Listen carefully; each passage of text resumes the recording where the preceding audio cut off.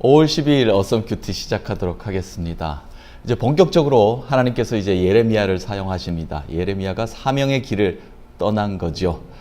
오늘 예레미야서 1장 11절에서 19절까지 말씀을 통해서 하나님께서 예레미야에게 두 가지 환상을 보여주십니다. 그 환상을 통해서 남유다가 처해 있는 상황과 그리고 하나님의 진노, 그리고 하나님께서 그래도 지켜주신다는 그 메시지를 우리에게, 저에게, 여러분에게 주시는 그 메시지를 한번 묵상해 보도록 하겠습니다.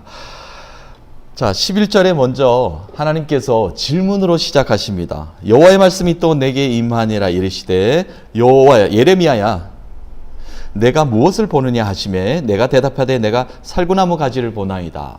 살구나무 가지를 본다라고 이야기합니다. 알몬드 트리라고 영어는 이렇게 표현되어 있는데요. 살구나무. 자, 히브리어 원어 성경을 한번 봤더니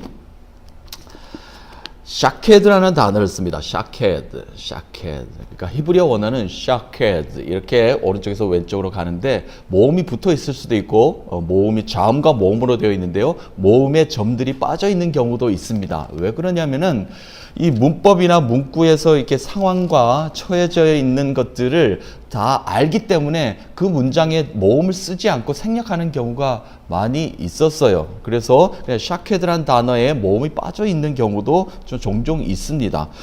자, 그런데 살구나무 가지를 보나이다 했는데 12절 말씀에 여호와 하나님께서는 좀 다른 말씀을 하셔요. 여호와께서 내게 이르시되 내가 잘 보았도다. 그런데 이는 내가 내 말을 지켜 그대로 이루려 함이라 하시니라. 조금 좀 다르죠. 생소한 말씀을 하시는데, 자, 12절 말씀을 한번 봤더니 같은 자음을 쓰고 있지만 모음의 점이 조금 차이가 있는 셔케드라는 단어를 쓰고 있습니다. 발음은 셔케드인데 같은 자음을 쓰고 있어요. 자, 이 뜻은 지켜 그대로 이루겠다, 내가 너를 지켜주겠다라는 단어의 뜻입니다. 그러니까 예레미야는 지금 샤케드, 살구나무 가지입니다, 살구나무입니다 했는데 하나님께서는 지금 여호와 하나님께서는 너를 지켜주겠다는 셔케드라는 단어를 쓰고 있습니다. 그러니까 우리 눈에 보이는 상황과 판단에 눈에 보이는 것은 그대로 이야기한다고 할지라도 하나님의 뜻은, 하나님이 갖고 있는, 내포하고 있는 그 깊은 뜻은 다를 수 있다라는 것입니다. 자, 두 번째 환상 보여주십니다. 여호와 하나님께서도 질문하십니다. 너가 지금 무엇이 보이느냐? 예레미야가 대답합니다. 끓는 가마가 보입니다. 가마솥에 막 끓는가 봐요. 끓는 것이 보입니다. 끓는 가마를 보이나이다. 그 윗면에서는 북에서부터 기울어져 있네요. 북에서부터 뭔가가 기울어져서 완전히 끓는 가마가 쏟아질 듯한, 지금 큰일 날 상황을 지금 표현하고 있습니다. 14절. 여호와께서 내게 이르시되 재앙이 북방에서 일어나 이 땅의 모든 주민에게 부어지리라. 남유다가 멸망하겠다는 겁니다. 재앙이 이제 너희 북방에서부터 모든 너희 백성들을 쓸어버릴 것이다. 끓는 가마가 너희로 쏟아질 것이다. 라고 이렇게 말씀하고 계십니다. 여기 북방 왕국들의 모든 족속들이라고 표현되어 있는데요. 이 인근 지금 정치적인 상황을 좀 말씀을 드리면 남유다를 중심으로 아수르입니다. 북이스라엘은 벌써 아시리아에 벌써 이제 완전히 파괴가 되었습니다. 나라가 없어져 버렸습니다. 북이스라엘 니느웨죠.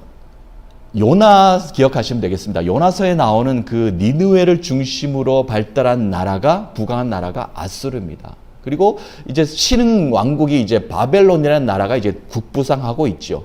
또 하나의 나라는 애굽이라는 나라입니다. 애굽이라는 나라는 너무나 잘 알죠. 이스라엘과는 뗄래야 뗄 수 없는 관계에 있었던 그 애굽이라는 나라. 이 세 개의 나라가 인접해서 어떻게 하면 남유다를 멸망시킬까 고민하고 있었고, 그리고 남유다를 삼킬 듯이 끓는 가마처럼 쏟아 부을 정도로, 그리고 남유다를 노략질하고 있었던 그런 상황이었습니다. 그러니까 이 말씀이 남유다 백성들이 너무나 잘 알고 있는 말씀이죠. 여호와 하나님께서 왜 남유다에게 이렇게 재앙이 있을 것인가, 너희들이 벌을 받을 것인가를 16절에 분명하게 말씀하고 있습니다. 너희들에게 왜 이런 일이 일어나냐면은 16절에 무리가 나를 버리고 다른 신들에게 분향하며 자기 손으로 만든 것들에 절을 하였다. 하나님을 버렸다는 겁니다. 둘째로 다른 신들에게 분향했다는 겁니다. 그리고 셋째로 너희들 손으로 직접 만든 신들에게 너희들이 절을 했다라고 이야기하고 있습니다. 재앙이 일어날 수밖에 없습니다. 우상 숭배했기 때문에, 우상을 만들었기 때문에, 나 외에 다른 신을 믿지 말라라고 하는 하나님의 명령을 거절했기 때문에 이런 재앙이 너희들에게 일어날 수밖에 없다라고 말씀하고 계십니다. 그렇지만 이 사명자에게, 예레미야에게, 소명을 갖고 지금 길을 떠나는 예레미야에게 강력하게 붙잡아 주시는 메시지가 있습니다. 힘을 주시는 메시지가 있습니다. 17절, 18절, 19절에 이렇게 힘을 주시는 메시지가 있어요.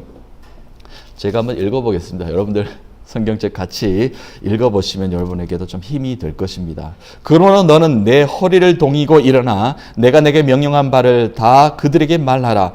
그들 때문에 두려워하지 말라. 내가 그들 앞에서 두려움을 당하지 않게 하리라. 두려워하지 않게 해주겠다라고 말씀하십니다. 18절입니다.